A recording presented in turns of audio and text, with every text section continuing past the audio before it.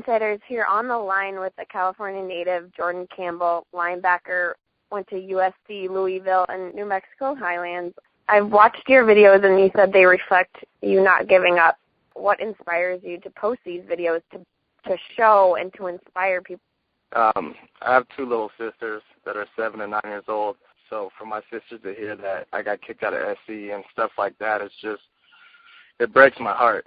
For me, it's just going out there and knowing that one day my sisters will be able to go on Google and see what their big brother did. So the only thing I want to leave through my legacy is a hardworking individual that had nothing and came from nothing and ended up at the top. It's easy to give up on myself and quit on myself, but to quit on my family and my mom and my brother and everybody who's really counting on my immediate family, I can't do that. And because leaving SC, I had all the connections and friends in the world. I thought at least until I left SC, and no one would pick up my text message or phone call when I needed to ride to the gym. Yeah, so to see really who's there and who's stuck by my side through these 6 years, and now I'm older, I'm mature, I'm 24 years old, and I know what's real and what's not.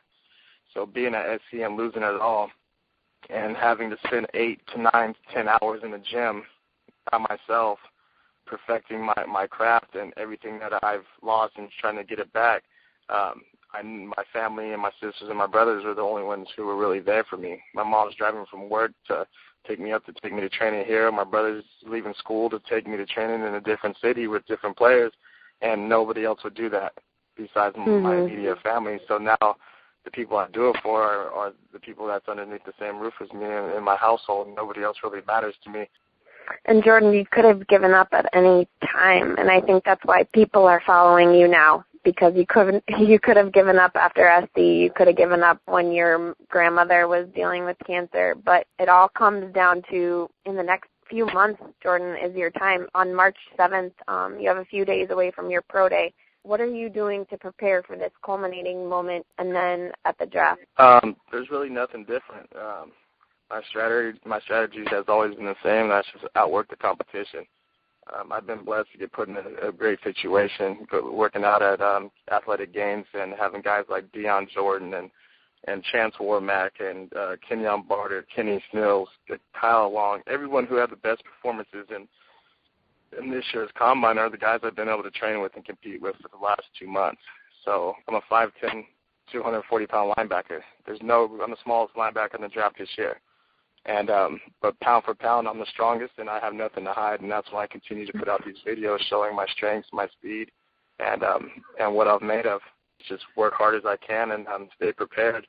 So that's what I've been doing. I've been doing a training facility out there in LA, and I drive out here 2-3 times a week and work with my linebacker coach, and continue to prepare for my pro day when it comes up. So go back to New Mexico, get used to the elevation out there is 7,000 feet.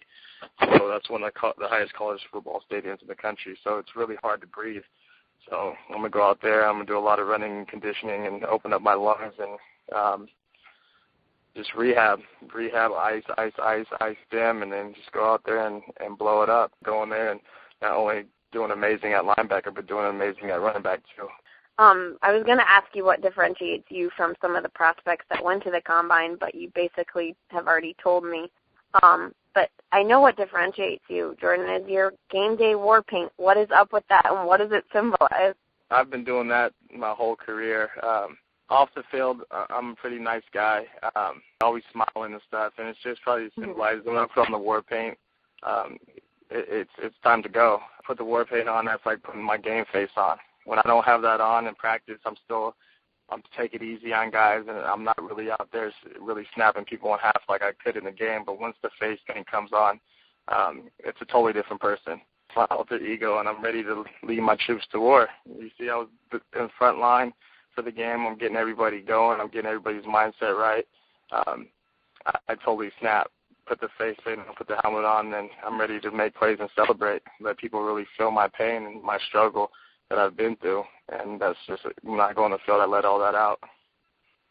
Another video I watched, Jordan, the video kind of depicted that you were in a Ray Lewis state of mind. What are some of the parallels that you see between you and Ray Lewis?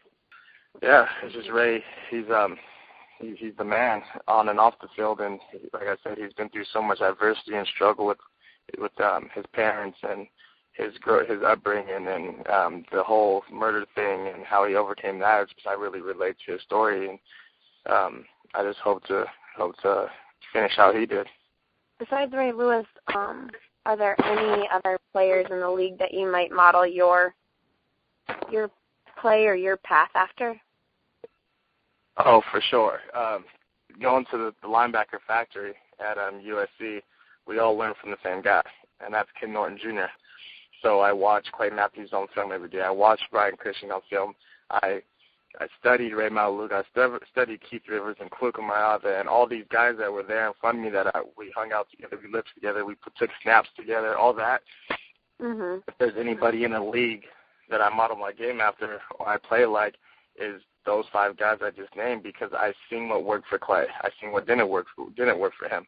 I've seen what Ray was good at and what he had success at, and I've seen what every one of those guys had success at and they didn't. So breaking those guys down on film and being able to watch them and take all those steps and reps and practice in the game, I was able to take a little bit of each one of those guys and transition it to the field. Wow. Yeah.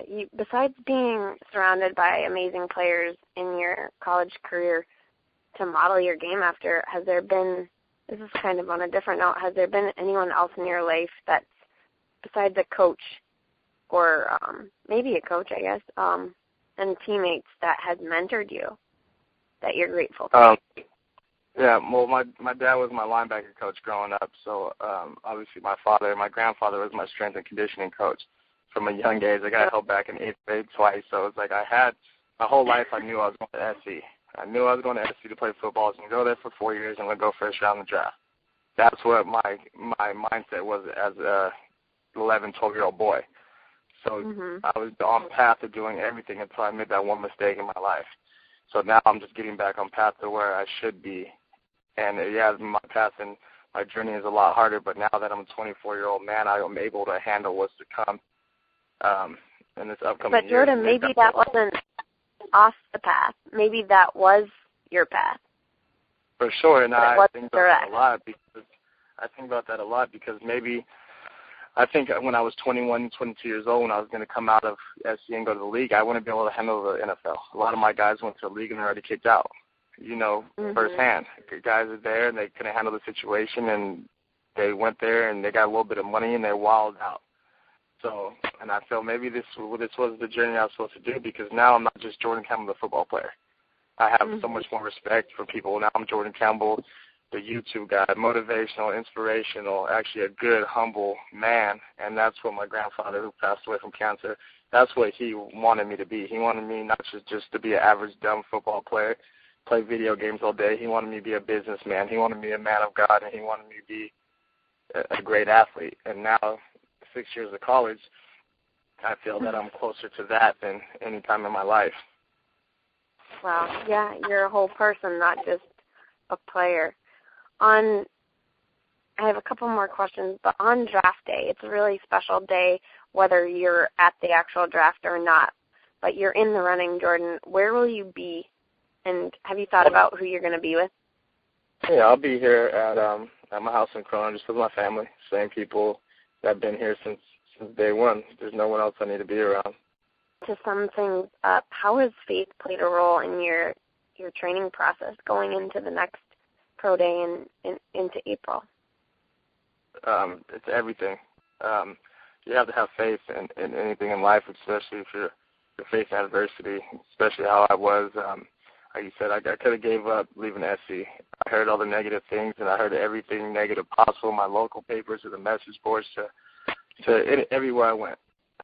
So I had to have faith in myself and in God, and this is his plan that he wanted me to do. So this journey of 6 years in 3 different states, and 3 different schools, big schools, small schools, I had to talk to God a lot. Like I said, I spent a lot of nights on my knees and just praying and asking for the guidance and then asking for him to send me in the right direction, and just praying, am I doing the right thing? Am I going to the right school?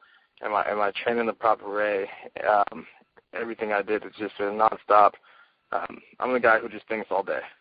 Thinks nonstop. So I'm always, when I'm thinking, I'm always just praying and just thinking about God and what He wants me to do and how to represent myself and my family. It's been a long road, but you're in the winner's circle, Jordan. I'm excited. Keep in touch. Talk to you soon. Thank you so much. Talk to you soon. All right, bye.